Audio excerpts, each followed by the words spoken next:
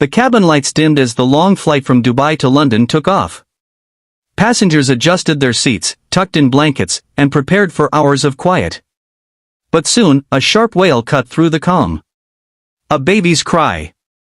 Not the usual soft fuss, but the desperate, non-stop scream of an infant who couldn't be soothed. Heads turned. Some passengers groaned. Flight attendants exchanged helpless looks. And in the midst of it all sat a man everyone recognized the moment he boarded, the Arab millionaire. His expensive tailored suit, the gold watch flashing under the cabin lights, and the way people whispered his name as though they knew him from headlines in magazines. But right now, all of that power and wealth looked meaningless.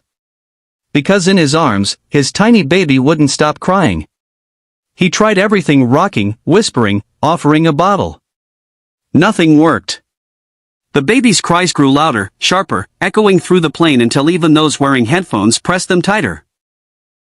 The millionaire's face flushed with embarrassment. For all his influence and control in the world, he was helpless here. A few rows back, a different scene was unfolding. A single dad sat quietly with his teenage daughter. He was no millionaire. His clothes were simple, worn at the edges. His eyes tired, the kind of tired that came not just from a long day but from years of carrying burdens alone. He had raised his daughter since her mother passed away when she was young. They didn't have much, but they had each other. The daughter, Emma, leaned forward, her gaze fixed on the crying baby.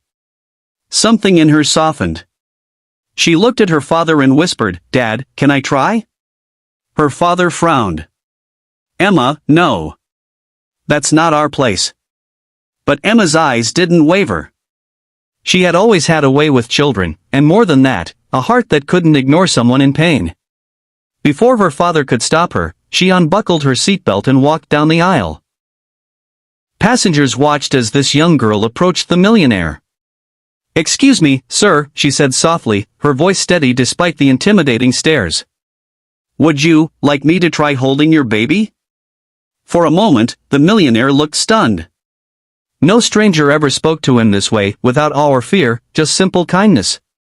He hesitated, then, desperate, handed over the baby. The baby, red-faced and wailing, settled into Emma's arms. She gently rocked the child, humming a lullaby her mother used to sing to her. Within minutes, the impossible happened. The crying softened, then stopped. The baby's little hand curled against Emma's chest, and soon, he was asleep where the entire plane seemed to exhale at once. The tension melted. A few passengers even clapped quietly, though most just stared in awe, not at the baby, but at the girl who had done what no one else could. The millionaire leaned back, his eyes glistening with something unfamiliar. Gratitude. Humility. How did you do that?" he whispered. Emma smiled faintly. "Sometimes, babies just need love. That's all." For the rest of the flight, Emma sat with the baby, giving the exhausted father a chance to rest. Her dad watched, torn between pride and worry, realizing that his daughter's heart was far bigger than the world often gave room for. When the plane landed, the millionaire approached the single dad. He cleared his throat, clearly unused to saying such words. "Your daughter, she has a gift. You must be very proud." The single dad nodded, his voice low. "I am. More than I can ever say." Then came the unexpected twist.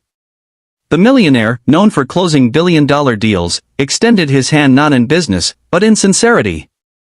"I have all the money in the world, but I've never felt so powerless as I did today. And yet, your daughter showed me what truly matters. Compassion. Love. Humanity. Please, if there's ever anything you or she needs, I will make it happen." The father shook his head gently. "Thank you, sir. But we don't need anything. Just promise me one thing, that you'll raise your child with the same kindness my daughter showed yours today." For a long moment, the millionaire didn't answer. Then, with a deep breath, he nodded. "I promise." As they parted ways in the bustling airport, the millionaire carried his baby differently. Not like a burden, but like a blessing. And Emma walked beside her father, her heart light, knowing she had left behind something money could never buy, a reminder that even the smallest act of kindness can change the world for someone. Because sometimes, it doesn't take wealth, power, or influence to make a difference. Sometimes, all it takes is love.